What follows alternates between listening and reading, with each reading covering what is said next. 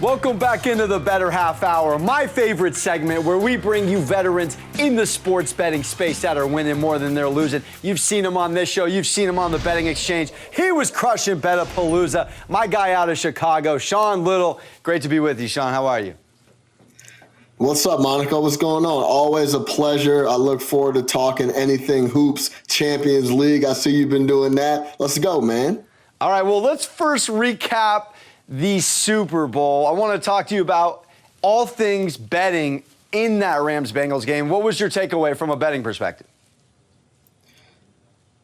I think it was a sweat if you had the Rams money line like myself. And that, once the second half started, the Rams covering 4.5 seemed kind of dead. We expected a low-scoring game, under 48.5. I know you and I were both on that number, and the first half under as well. So once that second half touchdown happened, it was going to be a close game, and it finished a close game. I ended up all right, though, up 2.5 units. I won a couple props, and if I had some heart, I really would have cleaned up. I was talking blue Gatorade all week, and I didn't pull the trigger. The Odell injury kind of killed me on a same-game parlay that I have for plus 300. But, hey, man, anytime you can make 2.5 units on one game, you'll take it. Without question. Was there any other props or parlays that you combined on DraftKings that proved profitable for you?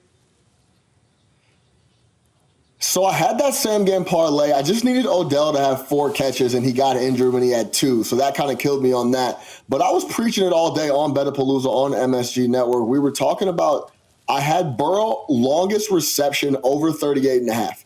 I didn't care what happened in the game, how it was going. At one point or another, he was going to go deep and connect with one of his guys, whether it's Chase, Higgins, Boyd. And he did exactly that early with the 40-yard plus reception to Chase. So I cashed that. And then a lot of my other stuff, I had a Bengals 4th down conversion for over, it was like 175, but I laid the juice. I knew the Bengals would be pushing it and being aggressive and trying to go for it on 4th down. So I cashed that. There were so many plays out there. If you listen to us on Bettapalooza, there's no way you didn't make any money.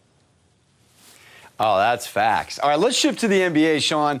I'm looking right now, the Suns and the Nets, both plus 425 on DK to win the ship. Headed into the All-Star break here, do you like either of those teams to win the championship from a futures perspective?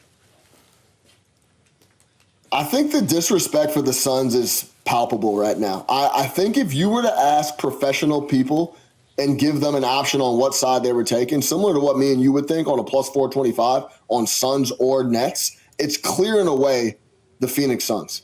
They're 48-10. The biggest thing about this is we haven't seen what the Nets look like when they're at full strength. We still have Kyrie dealing with the New York mandate on vaxes. We have Ben Simmons coming off of he hasn't played in almost a full calendar year. I don't know how many situations we need to see to realize how much of a chemistry thing NBA team basketball is. There's so many teams that we've seen come together with superstars that don't have a lot of time to play, and then we're shocked when they don't win the title. I think at 425, give me the Suns all day. This is the Suns coming off a finals appearance, Devin Booker playing in the Olympics after the finals. I think they're just going to come back stronger after a few days rest coming out of the All-Star break. Give me the Suns at 425 in that spot. And I also like the Suns to win the title. I think they have a really, really good shot. I think they come out of the West, and then we'll see what happens in the East because the East is loaded. But, yeah, give me 425 for the Suns for sure. I'm right there with you. All in on the CP3 Revenge Tour here, round 2. All right, let's talk about the rest of the East. Right now, your Bulls and the Heat was also your futures pick. Sitting there at the top, any bias there? Do you buy into them? And then on that regard, you have the Bucks and the Sixers. Anything to flirt with there in terms of a futures and coming out? Bucks, of course, defending champs. Yeah, and we can start with the Bulls. That was my first time coming on your show. I thought that this team could push 50 wins, and I think they will do that. DeMar DeRozan is doing something really special right now. 7 straight games of 35-plus points, shooting 50% or better. That's an NBA record. That's never been done. He is insanely locked in on the offensive end. It's actually really special to watch. And because he's doing this, shooting 1 3 a game. he's not firing 4, 5, 6 threes a game. He's getting to his spot inside the paint and going to work. What DeMar's doing right now is crazy, and he's kind of keeping the Bulls afloat. Can they win the East? It's going to be really tough, man, because they've been battling injuries. They got to get fully healthy, and then the East is loaded, like we talk about every week here. You know what I'm saying? The Bucks are there. Philly's there. They have the MVP candidate in Embiid. And the Heat are dirty dogs, man. They're just grinding their way through every season, and they're waiting to get to the playoffs. They got to get Hero off the injured list as well. But they have a 6th man in Tyler Hero. They have a vet in Jimmy Butler. They're a really good team as well. If I had to pick one of the 4, I'm probably going to lean Bucks because I think they have the championship pedigree. They have the top 3 player in the league in Giannis Antetokounmpo. So it's tough, but you could make a case for all 4. And but I think the Bucks are the lead for me right now. I'm a little nervous to ask this question, but more likely to make a second half push and a playoff push at that, the Lakers or the Knicks coming out of this break? Yeah, I think it has to be the Lakers, I guess, because we were expecting a trending upward trajectory for the Knicks, right? Like they had a really good year last year, coach of the year in Tom Thibodeau, played great defense, and they were adding guys to take that next step. And that hasn't been the case, right? So I'd have to look at the Lakers coming with LeBron. And, AD just got hurt again. Looks like he's going to be out for a couple of weeks with the ankle. But if I had to pick one of the 2, I'd have to take the Lakers purely off LeBron just being very angry. If you remember, going into he was worried about playing in the play-in. He was calling the play-in stupid. I don't want to play in some play-in tournament. I think it's going to be that same exact attitude, and he turned it on. And I think he's going to turn it on coming out of the break this year and at least try to push for a 6 where they don't have to play in the play-in tournament to make the playoffs. But I'd have to put my money on the Lakers and LeBron James.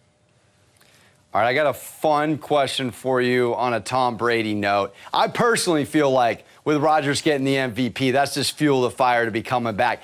If he decides to not make an announcement preseason and come back, but comes back mid-season, would you expect him to be the same Tom Brady he's been in years past, or do you think he'd actually drop down both on the field and in Madden? Yeah, it depends on what he's doing, right? Like if he's planning on coming mid-season and he's been working out and he's not rolling off the couch, of course. Anytime I trust Tom Brady to the utmost I could. So if I see him on the field, I think he's going to be playing very good football. So I would say he'd be fine if he wanted to come back mid-season. If Rodgers decides to leave and demands that trade, gets out of there, do you think he could lead another team like the Broncos to a championship? Yeah, I think it would look very much like Peyton Manning. And when he went to Denver, we talked about it. I think Denver's the best spot for him. They have the most cap space available out of the options that he's looking at. The cap in Green Bay is in shambles. That whole situation looks very ugly to me. I don't see why he wouldn't exit like he's been talking about. Denver has a lot of young guys. They have a lot of young pieces, Jerry Jeudy. They have a big-time bruiser running back in Williams. So give me Denver. That's where I think Rodgers wants to go, and I think that's where he would be really good. His offensive coordinator, former offensive coordinator, is now the head coach in Hackett as well. I think that's a good fit for Rodgers. Sean, appreciate you as always. Make sure to check out Sean Little on all things Twitter. Don't go anywhere. We're going around the world. Little football, and by football, I mean soccer, here on the Better Half Hour.